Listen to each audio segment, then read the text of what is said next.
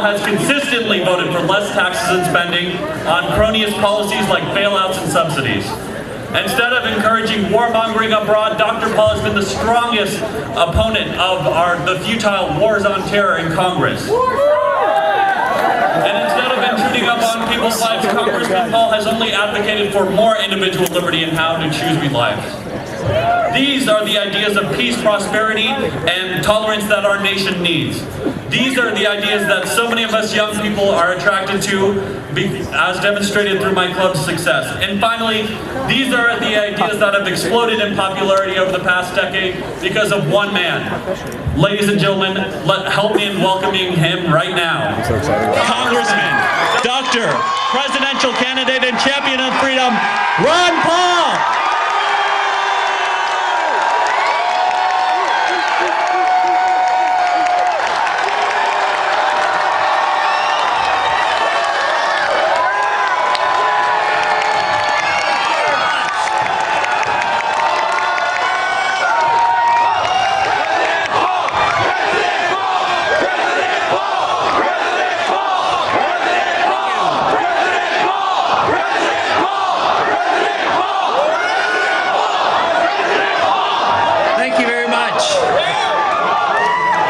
Thank you for that nice introduction. Thank you for this very nice welcome. I'm delighted to be here today.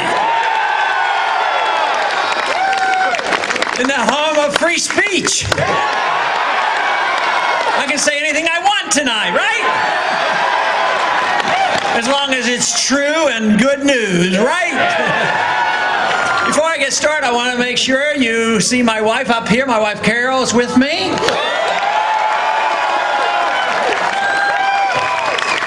We have one of our 18 grandchildren with us, Linda, who's a college student. But it is wonderful to see such a nice crowd come out and and come to hear a politician speak. But I hope I'm different than the other politicians. That's what I'm hoping. Because I want to tell you what's going on in this country and what we ought to do about it, because we have a few problems, and young people have a problem because you're inheriting a mess, and there's something that we can do about it, and it's not all that difficult. I am convinced that we've gotten into the mess in this country basically because we have sent too many people to Washington that either can't read or didn't understand the Constitution. So we want to make sure that we send nobody to Washington unless they can read and understand it. But we also have to believe them when they put their hand up and take an oath to obey the Constitution. I tell you what, if we'd had that for the last 40 or 50 years, our government would be very much smaller. For instance, take the conditions of war. We haven't had a declared war since World War II. We were attacked, we declared war, fought Germans, fought the Japanese, and it was a major ordeal in about less than 4 years. How long have we been in Afghanistan? Way too long.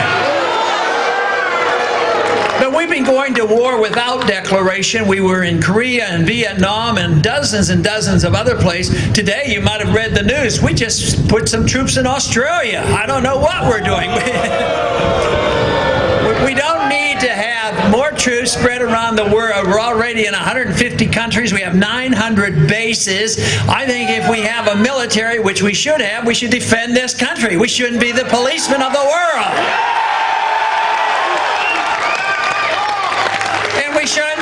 And we shouldn't be involved in nation buildings. Other nations might not want to live like we do, and they have a right and a privilege and a moral authority to do what they want, even when they make mistakes, because we do not have the facilities, the moral authority, nor the constitutional authority to go around the world and tell other people what they must do and how to run their country.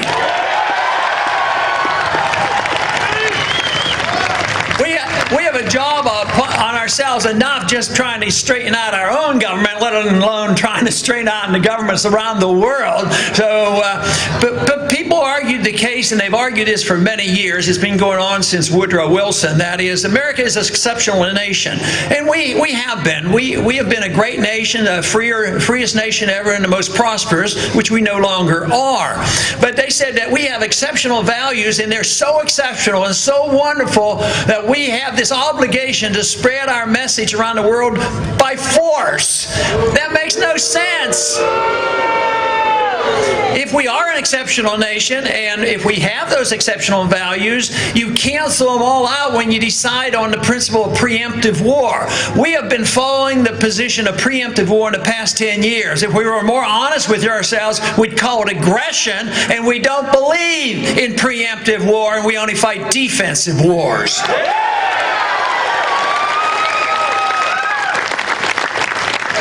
But these wars have been going on in the last 10 years. We've added $4 trillion to our national debt. And a lot of that is falling on your shoulders because this is a burden. We are in the midst of an economic crisis. It's a debt crisis. And guess what they've been doing for the last 5 years since they've recognized there's a crisis? They made the misdiagnosis. They didn't know it was a debt crisis. They thought they needed more spending, and they're running up the debt even faster, and they think that's going to solve the problem. It will not. We need to shrink the size of government. We need to give the money and the authorities and the power back to the people and let them spend their own money.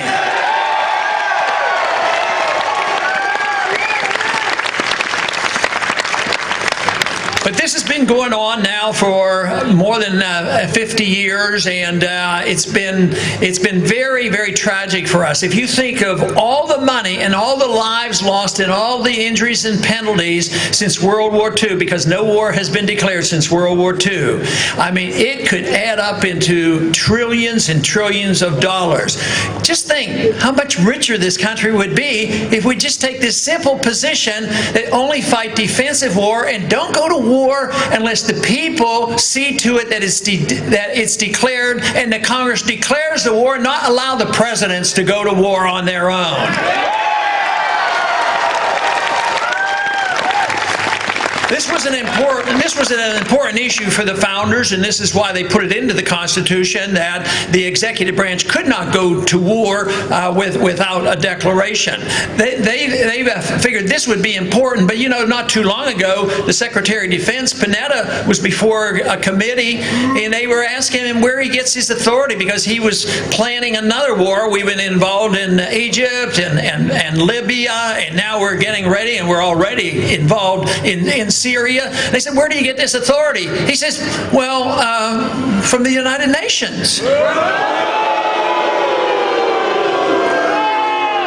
I wonder if anybody can discover which part of the Constitution that's in, let me know what it is, because it's not true. It's not true. They do not have this authority, and the United Nations can't make those decisions, and we shouldn't allow them. Matter of fact, the United Nations and the NATO charters explicitly say that this does not mean that you go to war without it going back to the U.S. Congress and the Congress making a decision. But nevertheless, they just go and they do these things, believing that it will be ignored, and it has been ignored for a long time. So much of what we have been doing, the spending, the money, and the running up of the debt, the violations of civil liberties, and the involvement overseas, has been ignored because we have been a super wealthy country. And all we have done, and so often, is we have way too much compromising in Washington. We have compromising between the right and the left, and the conservatives and liberals, and they come together and they agree to keep spending more money. I'll spend money on your projects, you spend money on my project. And they've got away with this for a long time, and we kept re-electing the same people to the Congress who's spending all this money. But guess what? Something happened in the last few years, especially about 5 years ago. It's been discovered that we're broke. And there's nothing there. And therefore, the arguments and the tenacity that they're fighting over this shrinking pie, a pie that's practically gone, is never ending. They can't solve the problem because all they're going to do is fight over it. They will not entertain the thought that maybe government is out of control. Maybe we need to rein in the government and allow the people to keep the fruits of their labor and not have to turn it over to the government.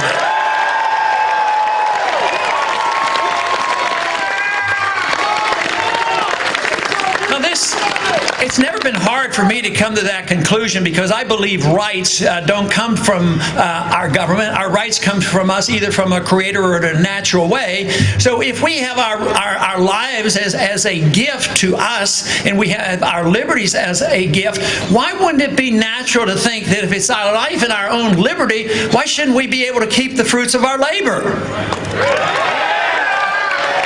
Which means that if we weren't fighting all these wars and we didn't have the right-of-way entitlement system, guess what? We wouldn't have an income tax. We'd go back to the old days and repeal the 16th Amendment. And we didn't have, and obviously the founders did not give us the income tax. The income tax came in 1913, of course, along with another little system that they invented in 1913. And I know you have never heard of what I'm talking about. But they came up with this Federal Reserve System. What in thunder is that all about?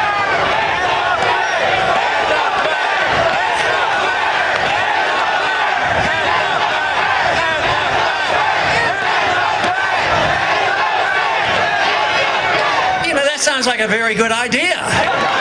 Let's do that. We'll celebrate. We'll celebrate next year after we win the election, of course. We're going to celebrate 100 years of the Federal Reserve System by repealing the Federal Reserve Act.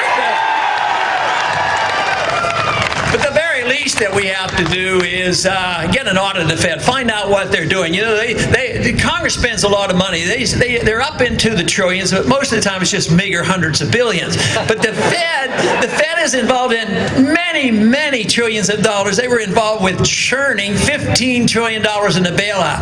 Of course, it was to help the people, help the people that were losing their mortgages, because they had this incentive to always make sure everybody had a free house and qualified for a mortgage. Of course, during that time, who was making all the money? Fannie Mae and Freddie Mac and executives at big banks and Goldman Sachs.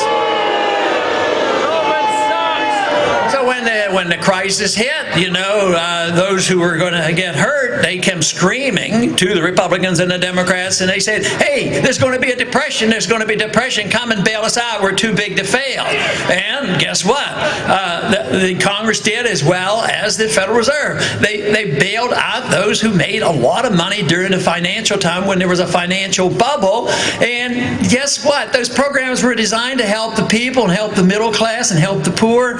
They lost their jobs and they lost their houses. So it doesn't work. And this is what people are starting to realize. Not only is the Treasury bare, but the entitlement system doesn't work, and spreading our goodness around the world doesn't work. So now we have a system that is destined to change. The big question before us is, what's it going to change to? Are we going to accept more authoritarianism and tyranny, or are we going to accept the cause of liberty and return those freedoms to the American people?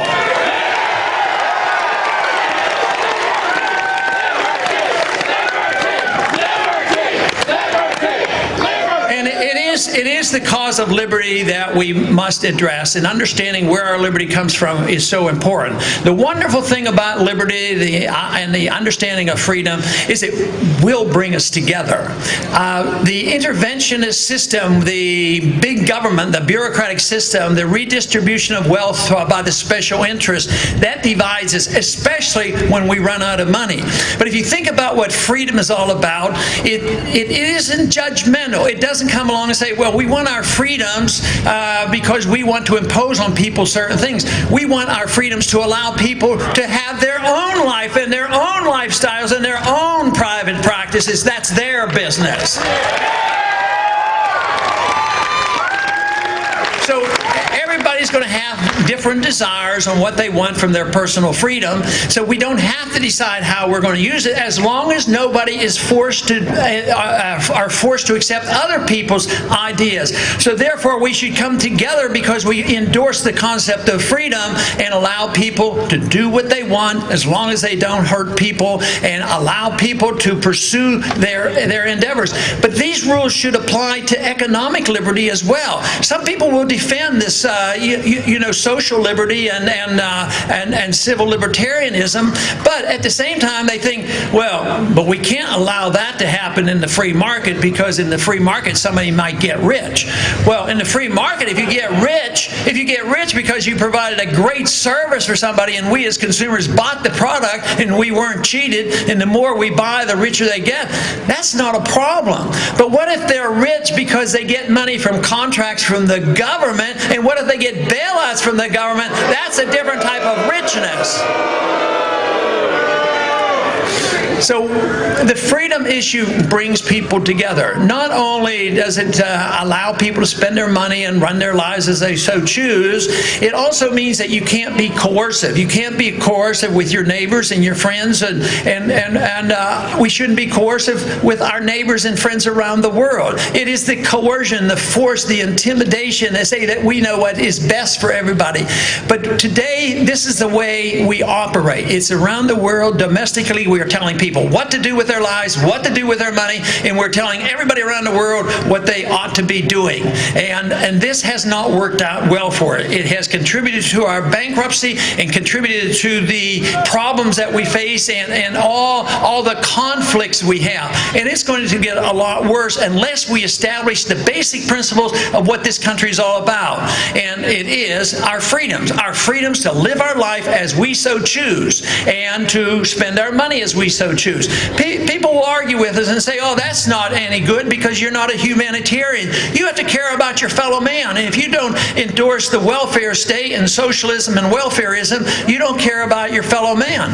But just look at the failure. Socialism, communism, welfarism is on our doorstep failing right now, and the housing programs didn't work. So it isn't humanitarian. Maybe they have good instincts, maybe they have good ideas, and maybe they want to help people.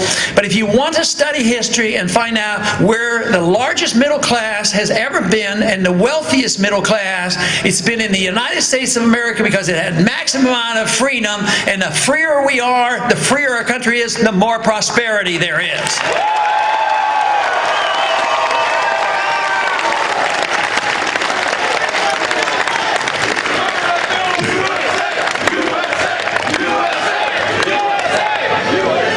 But what we have come to now, though, is the middle class is shrinking, and the middle class is much poorer, and we can't solve the problems by doing more of the same thing. We can't solve the problem of a crisis that came on by too much spending, too much borrowing, and too many regulations, and too much taxes, and too much printing press money. And that's what we've been doing for 5 years, and the debt is exploding. The deficit is the annual deficit is $1.3, $1.5 trillion. So we have the fiscal conservatives offer their budget. This is a wonderful solution to spending too much money. And when are they going to balance the budget? Oh, well, maybe in 30 years we can balance the budget. That's not going to work. I suggest what we should do after the next year's election, of course, is cut the budget by $1 trillion in 1 year.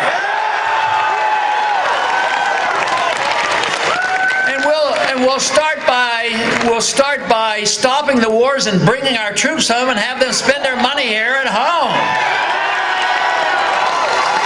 That doesn't mean only the Middle East. That means from Korea and Japan and Germany. Why should we subsidize their defense? We need to bring them home. We're flat out broke, and we have to borrow the money to do this. So this system is coming to an end. It's good news that it's coming to an end. It's risky business because we don't know what the replacement will be. But from my viewpoint of having traveled around the country, going to numerous campuses and talking to young people, let me tell you, I'm encouraged. I love what you people are thinking about.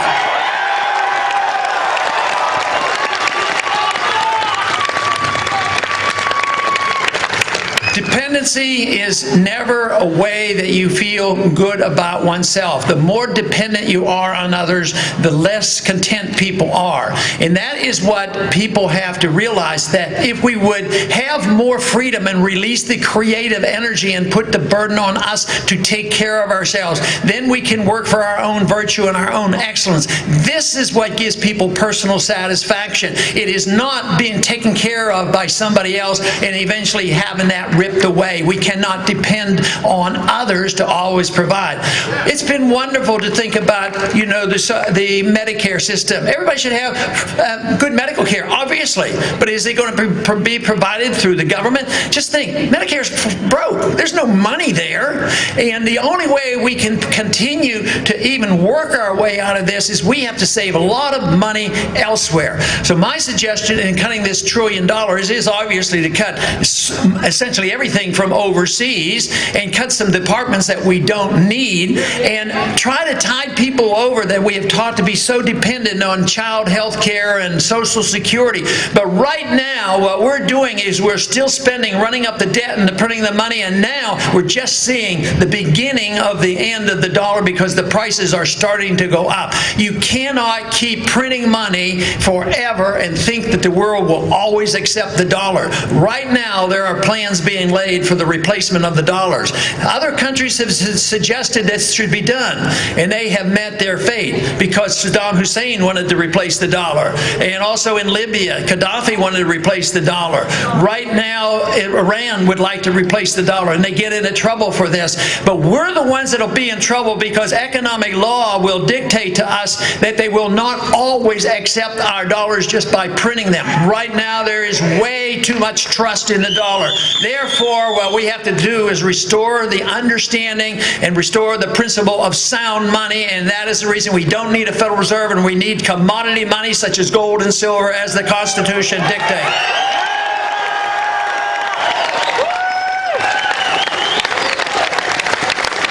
Someday we're going to have to reverse the trend. So far, the trend this year hasn't been the greatest. On January 1st, there were 40,000 new laws laid upon us. You might as well go to college and study how to read all those laws and what these laws say, because it's going to take you an eternity to understand them, because nobody does unless you get into trouble. Then the bureaucrats and those authorities will come and tell us what's going wrong. But I would like to be the first president that got rid of 40,000 laws. That's what I would like to do.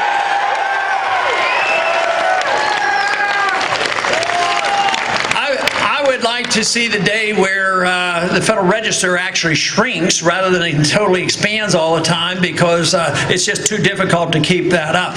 But I'd also like to restore the principles of a free society where, and it might not be important to everybody, but maybe a few people would care. I'd like to see the day when you actually have the freedom to drink raw milk if you want to.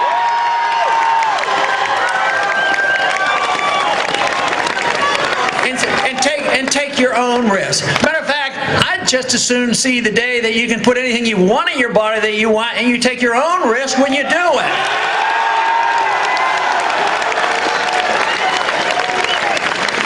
You know, there's an interesting issue dealing with medical marijuana. But it's a great issue for me to want to bring left and right together. You know, the people from the right, you know, use the word states' rights, and that's a bad word. That's politically incorrect. They say that's not nice to say, you know, states' rights, and it means something else. But just think about it. If you had states' rights in California, you wouldn't have the feds bugging you and coming in here and invading and telling you what you can do with your own body.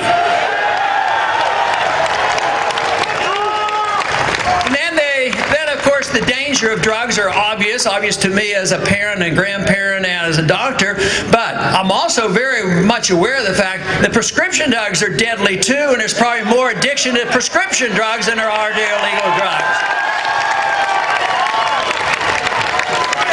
But not only has the war on drugs been a total failure, it hasn't solved the problem at all.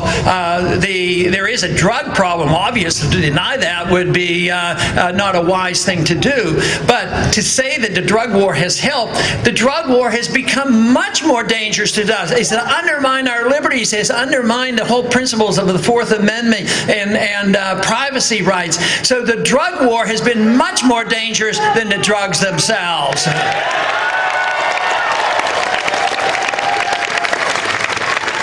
But actually, if we could maintain the republic, we would actually allow you to pick and choose which light bulbs you would like to use, and you would have a dictate exactly which one you have to use. So this is these are the simple little things, but they're pretty important to make your own choices, and that is what freedom is all about: is making our own choices and not forcing anybody else to accept our choices. That is what we should be aiming for, and it is wonderful that we don't have to give up and say that we will be less prosperous. I've always said, if I had my choice of living in a free country and living in a poorer country, I want to live in a free country. But we don't have to make that decision. We opt for liberty. We're going to live in a richer country. There is no doubt about it. So therefore, the cause ought to be liberty. But what has happened is that we became so wealthy, and then our government started to grow incrementally, and then we started to redistribute wealth for good intentions, and it was fine when we were a wealthy country. But then eventually, the further along we got, the more it gave the incentives to the special interests, the big corporations and the lobbyists, and then that became a business in itself. And that is the way government is run, by power and lobbyists and money. And what have those individuals who are redistributing wealth forgotten? They forgot about the production of wealth. You can't just have redistribution of wealth when it's not being produced. We have to talk about how wealth is produced, and that is in a free society. That's how wealth is produced.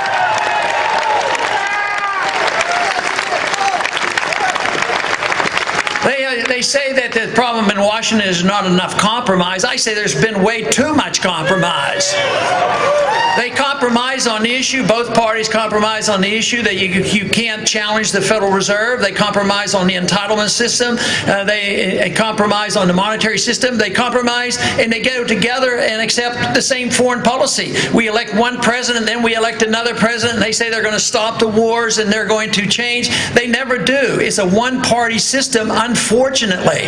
But the people get left out on this. This is why there are so many people now, more and more people are calling themselves independent. It's also a political problem for our campaign. It's very difficult, to win a primary in the Republican Party when the Republican Party might be, the majority might want to have more war, and the people who don't want war are independents and Democrats. So what we need to do, though, are bring these people together, and under the present circumstances right now, if you want to promote that cause, you might seriously consider maybe getting involved in the Republican primary at least this year and see what we can do to change things in this country.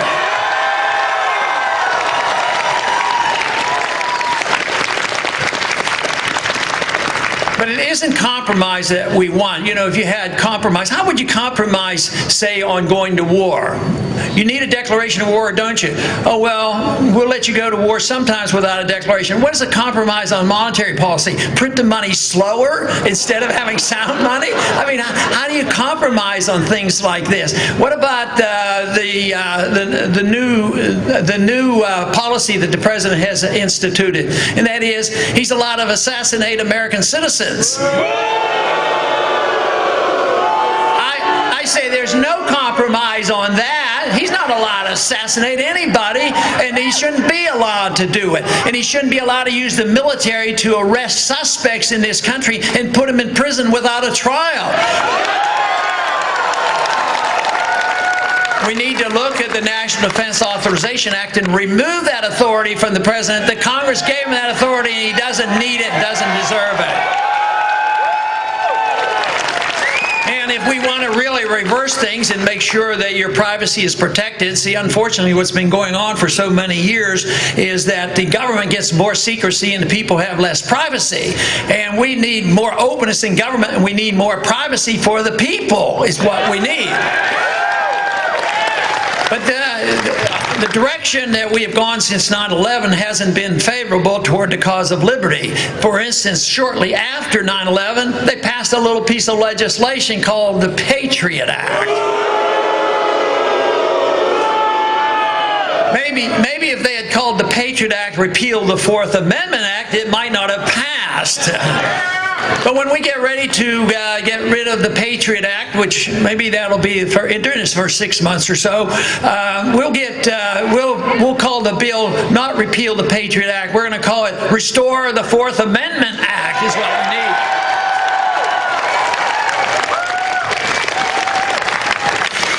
But what we need is coalition building, because right now we've inherited a system where freedom has been chopped into pieces. Some people defend civil liberties and some people defend economic liberty. But if you believe in individual liberty, it's all one and the same. We need to bring the factions back together and put the pieces back together. But we have to emphasize the fact that liberty is individual, but not by groups. I don't like hyphenated rights. We don't have rights because we belong to a group. Tragically, this came about because in our early history, some groups were punished, because they belonged to a certain group. But we should never punish anybody because they belong to a group, but we should never give special benefits to anybody when they belong to a special group either. But today, I think the worst discrimination that we have in our country today has to do with the enforcement of our drug laws, because when you look at the number of poor minorities who happen to be in prison for life, using drugs that were nonviolent, and were nonviolent, it far outnumbers those who happen to be rich and of a different color. It isn't. It is very unjust, and there is discrimination in those fields. But we should think of liberty as being individual. Everybody should be treated as the individual. Everybody should have equal justice before the law, and we should diminish and decrease the amount of emphasis about us belonging to certain groups, because I think that is distractive to the cause of liberty.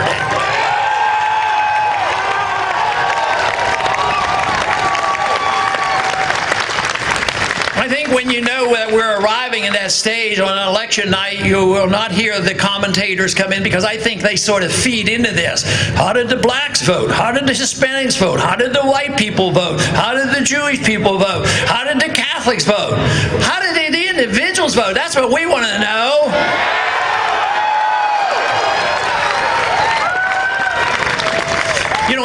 In a free society, people will certainly do things and spend their money the way others might not approve. But as I explained, we shouldn't be telling them what to do, but they have to accept the consequences. But one of the reasons why people are intolerant is when people do things that they don't like. They think that if we legalize their choice, that we endorse what they do.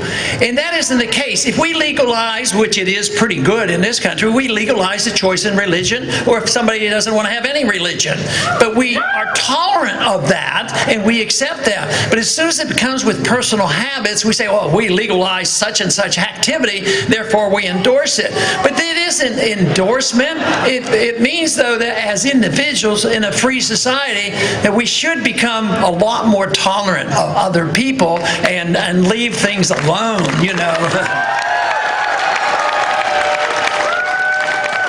We all know that ideas have consequences, and bad ideas have bad consequences. Good ideas have good consequences.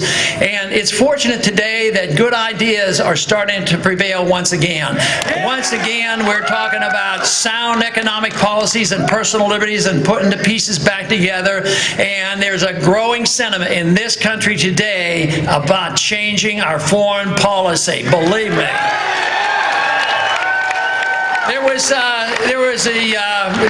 When the wars were started and when I was fighting to try to stop the wars, it was difficult. But now we're up to over 70% of the American people who say they're sick and tired of the wars and we ought to get home from the Middle East and out of Afghanistan.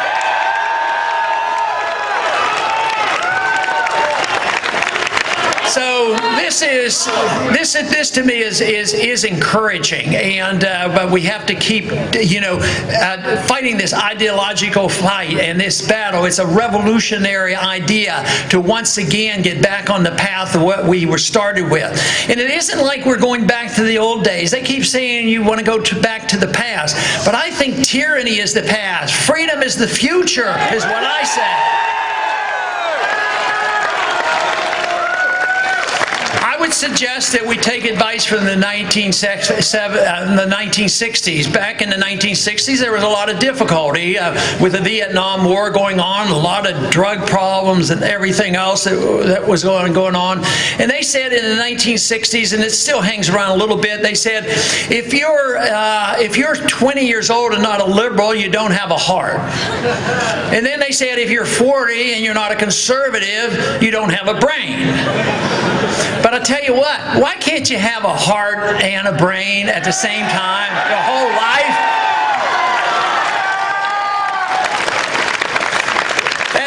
That is what we need, and that's what freedom is all about. It's far from a perfect society, but the imperfection of man means you don't want the government telling us what to do, because they don't know what we want to do with our lives, and they don't know what we want to do with our money. So when the government takes a hold, they don't know what we want, and they make mistakes. When they do it, it affects all of us. But when we do it to ourselves, yes, there will be consequences, but you don't have a right to demand that your neighbor takes care of you because you've made mistakes and made bad choices. And that's something that has to be assumed. If you don't do that, then you'll have to say, well, the collective has to take care of everybody. Everybody owns everything, and everybody's going to take care of us, but that won't work. Self-reliance is very important in a free society, and it's a very productive incentive for people to take care of themselves, and this is where the wealth comes from. But there's every reason to expect that we can handle these problems. I think they're very, very serious. I think the financial crisis and the debt crisis is the biggest in all history. I've read a lot of economic history, but the debt bubble is huge, and it is based on the dollar. It's been around a long time, and it's more complex. We've been a more global economy than ever before, and so we have to deal with that. So we've had worse times in some ways, the Great Depression and world wars going on, but this is structural. This is structural for us with the understanding of freedom and the understanding of how serious our economic problems are. And this is the reason why we have to band together and fight for this cause. And I believe it's an idea whose time has come, and it cannot be stopped.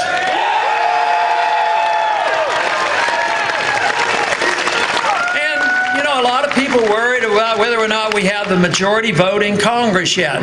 But you know, it isn't going to happen. It is an irate, tireless minority who's willing to start these brush fires of liberty in the minds of men that will change this world. And I believe that is what's happening today, that people are energized and they're enthusiastic about this, and these changes can come about. So there's many reasons for us to be optimistic, but not unconcerned. We should be concerned because other nations have gotten to this point and they went in the wrong direction and they ended up with more tyranny. But this idea that we're going back to the old days, freedom is a very young idea. Tyranny is the old idea. If they're talking about going backwards, they're going back to tyranny. That's big government telling people that they don't have individual rights, that they can arrest us by the army, put us in prison, no habeas corpus, assassinating our own citizens, fighting wars that are undeclared, the rule of law being ignored and the Constitution ignored. That is what is serious, and that is what we have to get hold of and change the direction of this country. But there's reason to believe that this momentum can continue and will continue. There's every reason that we should expect an improvement. I see it all the time. Now, when is it going to come back? Tomorrow, the next day, or whatever? People sometimes get annoyed now. No matter what happens, nothing ever changes. But it's people's attitudes that count. Just think about the bill, Stop Online Piracy Act. That horrible bill that we had. Just think the government wants to control our internet. What's going on here? But what happened? You woke up, you sent messages, there was a majority vote in the House and the Senate. They knew they had to vote. They were scheduled to be voted on. The people woke up and they told their members of Congress, and they withdrew the bill, so they will listen when they hear from you. And this is actually what happened when we got the audit on got the House at least to endorse auditing the Federal Reserve. People like you called your congressman. It wasn't because I had political clout in Washington, I can twist arms and I had power, but the power of the people and the power of ideas made these changes. But we need to know that things can be changed if the people's minds change. This is most important. The government we get, any government, is really a reflection of what the people will put up with. And right now, though, I sense the people are getting tired of putting up with what we have. Too many wars, too many attacks on our liberties, too much debt, too much mischief, too much benefits for the special interests, and too many bailouts. So this is a grand time for us to pick up and do the changes that are necessary. For this reason, I believe that very soon we're going to see that this momentum will pick up and that we will be able to, and we will see the restoration of freedom and prosperity and peace in this country once again. Thank you very much.